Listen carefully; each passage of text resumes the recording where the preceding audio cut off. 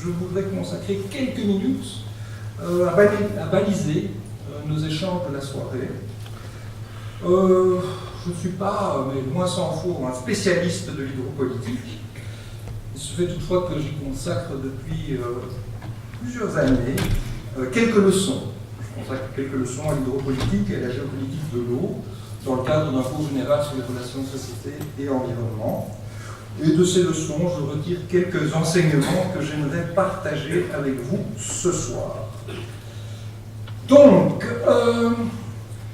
la première chose que je rappelle toujours dans le cadre de ce cours, un constat de base, mais qui me semble essentiel, c'est que les sociétés humaines tirent la totalité de leurs moyens d'existence de l'environnement physique. Et donc, ça conduit à avoir un lien extrêmement étroit avec l'environnement physique. Et j'insiste sur cet aspect-là des choses parce que dans nos sociétés qu'on qualifie parfois de technologiques, on oublie que tout ce que nous consommons vient en dernière instance de cet environnement physique. Alors, parmi les moyens d'existence que l'on prélève dans l'environnement physique, il y a l'eau. Et ce qui me paraît important à souligner à propos de l'eau, c'est sa singularité en tant que moyen d'existence. La première singularité, c'est qu'on a là un moyen d'existence qui est non contingent. La plupart des moyens d'existence qu'on tient dans l'environnement physique sont contingents, c'est-à-dire qu'ils dépendent d'un contexte technique, d'un contexte économique particulier. L'uranium n'a été pendant des millénaires qu'un vulgaire caillou. Il est devenu une ressource, un moyen d'existence, entre guillemets, notamment pour produire de l'énergie, qu'au XXe siècle. L'eau, ce n'est pas le cas, puisque depuis l'aube de l'humanité, quels que soient les niveaux de développement, elle est vitale, au même titre que l'air, pour la société humaine. Alors, elle est vitale, vous voyez, directement, sur le plan physiologique, dans le sens où elle est à la fois le véhicule des substances nutritives et de l'oxygène dans notre organisme, qu'elle permet l'évacuation des toxines, et que, les études en la matière le montrent, il est en gros impossible de se priver d'eau pendant plus de 2 jours. Et puis, il est vital aussi, indirectement, sur le plan alimentaire, puisque les aliments que nous consommons, que les sociétés anciennes consommaient, pour qu'ils puissent eux-mêmes se développer, ils doivent disposer de quantités suffisantes d'eau. Alors, ça c'est une première source de singularité. Deuxième source de singularité, mais ça on le sait bien, c'est que l'eau elle est non substituable. On ne peut pas faire l'objet d'un choix, contrairement à un très grand nombre de moyens d'existence ou de subsistance des sociétés humaines. En matière alimentaire, les substitutions sont nombreuses et possibles. Quand on est face à l'eau comme à l'air, il n'y a pas d'alternative. Et donc, on le constate sur cette base, l'accès à l'eau, c'est en gros une condition fondamentale de la reproduction des sociétés humaines. Alors, se pose la question évidemment du rapport, compte tenu de ce que je viens de dire, entre eau et conflit. Et ce qui me frappe quand on parle de cette relation eau-conflit, c'est finalement le caractère très divergent des interprétations à propos de ce rapport. Alors, bon, on peut partir d'un constat, c'est que depuis fort longtemps, vraisemblablement depuis la haute antiquité, le partage d'une même source d'eau par des acteurs différents, par des acteurs distincts, ce partage a fait l'objet de conflits. Alors, il y a d'ailleurs un élément étymologique qui est intéressant à souligner à cet égard, c'est que le terme rival, il est lui-même dérivé du latin rivalis, qui vient du terme rivus, rivière ou fleuve. Et donc, en latin, les rivaux, ça désignait les personnes qui avaient un usage commun d'une rivière. Alors, clairement, au cours du XXe siècle, on a observé une croissance de la pression sur la ressource en eau, pour des raisons multiples que je ne vais pas aborder ici, et que face à cette croissance de la pression a émergé l'idée que l'eau pourrait avoir un caractère belligène, autrement dit qu'elle pourrait être une source de guerre, une source de conflits violents entre acteurs. Et cette idée, elle a surtout été mise en avant pour les espaces arides, les espaces où la pression sur la ressource était la plus significative. Il faut citer différentes références en la matière. Il y a d'anciens secrétaires généraux des Nations Unies qui, comme Kofi Annan, mentionnent, si nous prenons garde, les guerres du futur pourraient se faire à propos non pas du pétrole, mais de l'eau. Alors, cette conception, cette vision de l'eau ayant un caractère belligène, finalement, elle s'inscrit ou elle trouve sa filiation dans deux sources d'inspiration différentes.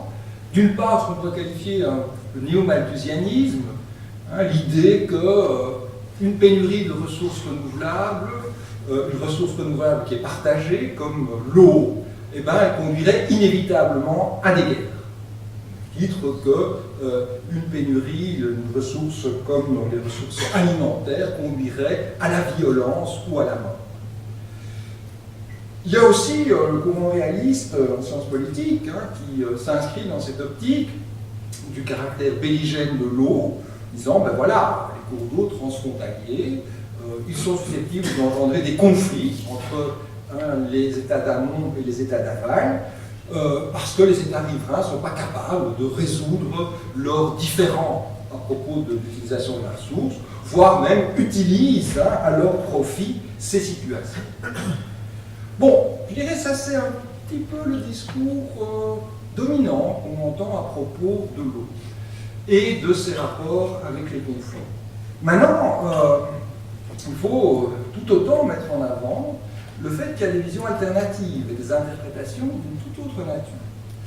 Un article qui a fait grand bruit dans la fin des années 90, Aaron Wolf, mettait en évidence que la plupart des conflits de l'eau au XXe siècle, notamment dans des bassins hydrographiques internationaux, la plupart des conflits se seraient résorbés par la coopération.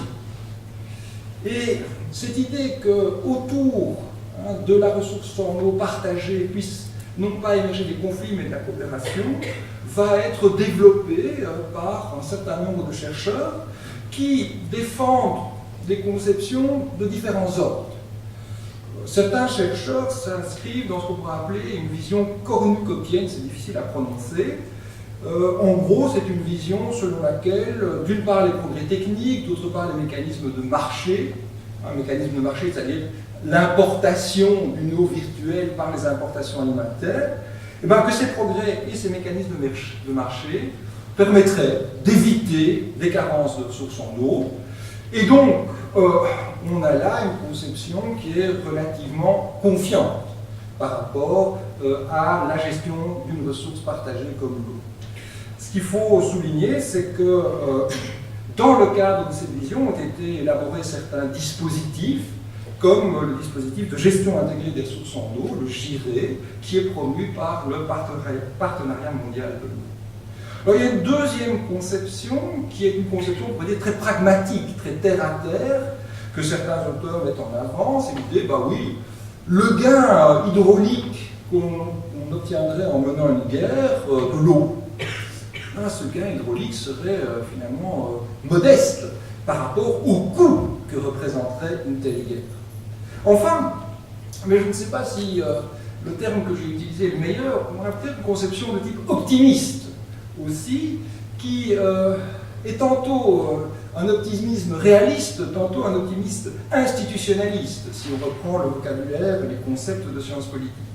Alors pour certains réalistes, l'idée est qu'effectivement, autour d'une ressource qui est partagée entre plusieurs États, par exemple, peuvent émerger des accords de coopération entre les États en question, mais qui sont des accords de coopération dictés par quoi? Par un principe d'hégémonie, c'est-à-dire dictés par la puissance la plus forte dans un bassin versant.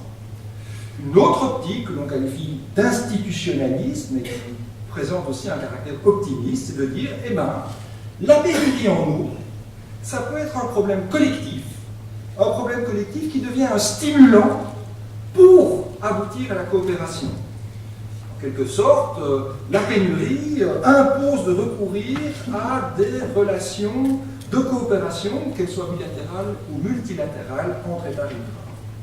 Alors vous voyez, on est là face à des interprétations très contrastées du rapport entre eau et conflit.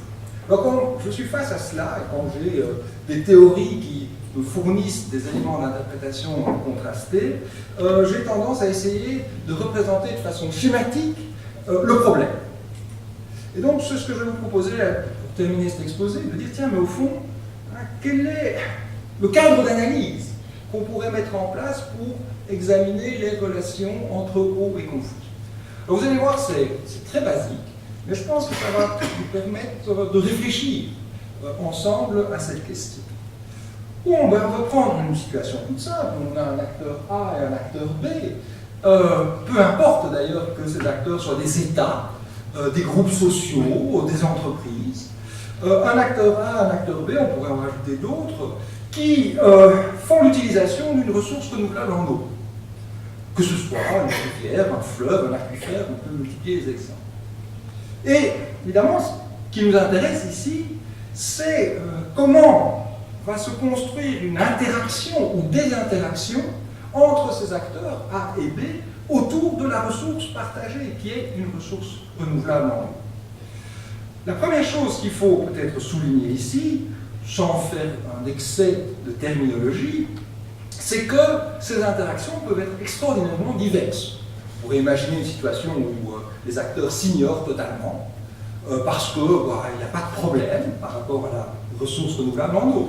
On pourrait imaginer des situations de rivalité, c'est-à-dire une situation où il y a concurrence entre deux acteurs, c'est le cas ici, deux acteurs qui en gros prétendent soit à la même chose, soit aux mêmes avantages. On pourrait imaginer des situations de coopération, on en a parlé, hein, où les acteurs collaborent pour parvenir à quoi? À quelque chose qui est communément accepté par eux. Et enfin, on pourrait effectivement imaginer aussi des situations de conflit, où il y a opposition entre ces acteurs qui sont en rivalité, et on va parler de conflit en particulier lorsque un de ces acteurs va poser des actes qui vont porter atteinte à l'intérêt des autres.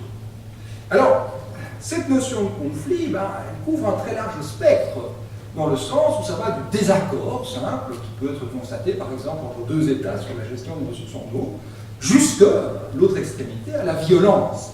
À la violence dont l'expression peut-être ultime est la guerre, quand il y a affrontement armé entre des forces organisées. Alors la question qui se pose, c'est finalement, en quoi ces interactions, plutôt, par quels facteurs ces interactions sont-elles influencées? Alors, voilà, ce que je vais vous proposer, c'est de compléter le schéma. De dire, bon, quels sont les facteurs qui jouent? On pourrait se dire, il y a peut-être les caractéristiques de la ressource elle-même qui vont jouer un rôle.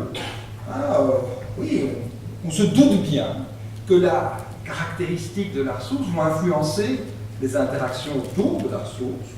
Alors ces caractéristiques, c'est par exemple simplement le débit de la ressource, l'importance du volume moyen ou l'importance des variations intra-annuelles du débit, mais si c'est la disposition spatiale, c'est-à-dire qui se trouve en amont, qui se trouve en aval par rapport à cela.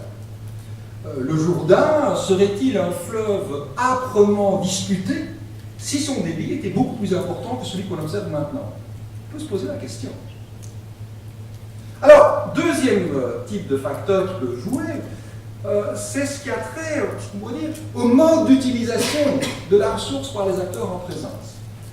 L'usage, ou les usages qui en sont faits, les moyens qui sont mis en œuvre et les objectifs sous-jacents.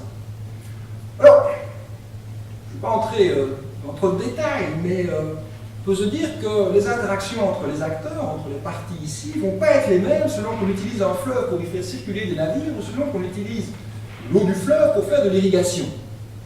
Parce que dans le deuxième cas, effectivement, les effets vont être assez importants, notamment sur ce qui se passe en aval. Parce que s'il y a l'irrigation, ça veut dire qu'il va y avoir diminution des débits, ce qui n'est pas le cas quand on utilise un fleuve pour faire circuler des bateaux, qu'il y aura éventuellement des pollutions en aval.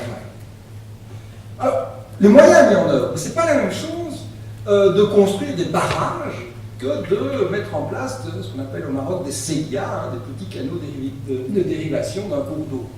Dès lors qu'un État comme la Turquie s'engage dans un projet ambitieux, tel le projet GAP, hein, sud-est de l'Anatolie, eh ben, elle mobilise des moyens financiers considérables, plusieurs dizaines de milliards de dollars, elle construit plusieurs barrages, et que ce faisant, non seulement elle exerce un effet plus important sur l'aval, mais aussi elle s'engage dans une politique dont elle aura du mal à se départir rapidement. Enfin, les objectifs sous-jacents sont également très importants, parce que quand il s'agit, à travers la mobilisation de la ressource, de viser des objectifs stratégiques, de nouveau, on reprend le cas de la Turquie, hein, le développement des barrages dans le sud-est de l'Anatolie, c'est quand même très clairement un objectif stratégique et d'essayer d'étendre pour l'État turc son contrôle sur le Kurdistan. Mais quand on vise un objectif stratégique d'une telle importance, eh ben, ça limite les possibilités ultérieures de coopération avec les acteurs d'aval qui subiraient les conséquences de ces aménagements. Troisième type de facteur, c'est qu'il y a aussi, préalablement aux interactions qui se nouent autour de la ressource, il y a les interactions dans d'autres domaines. Les interactions dans le domaine politique, dans le domaine économique, dans le domaine juridique, les relations qui peuvent exister entre acteurs, et aussi les rapports de force qu'il y a entre ces acteurs. Il est clair que, si je reprends de nouveau le cas de la Turquie et de ses voisins du Sud, ben, les conflits autour du Tigre et de l'Euphrate, ils s'inscrivent dans toute une série de conflits plus anciens. Ils n'en sont qu'une constituante, ce qui va là encore influencer la manière dont les interactions autour de la ressource vont se nouer. Il faudrait ajouter, et je terminerai par là, qu'il y a d'autres facteurs qui interviennent et qui vont donner une certaine orientation aux interactions de la ressource partagée. Je pense que Édouard Boinet va en parler tout à l'heure. La question du droit, en particulier dans le partage des eaux d'un fleuve international. Qu'en est-il du droit international? Comment évolue le droit international? Est-ce qu'il y a des règles qui permettent, qui facilitent la gestion, la gouvernance de ces eaux partagées? De la même manière, il faut tenir compte de la position d'autres acteurs, d'acteurs extérieurs, qui sont susceptibles d'intervenir, à l'image des États-Unis, qui sont intervenus à plusieurs reprises dans les plans de partage des eaux du Jourdain, et donc qui vont influencer par cette intervention les interactions qui se nouent autour de la ressource partagée. Voilà, j'étais un peu plus long que prévu, beaucoup, et je donnais tout de suite la parole à Édouard Boinet.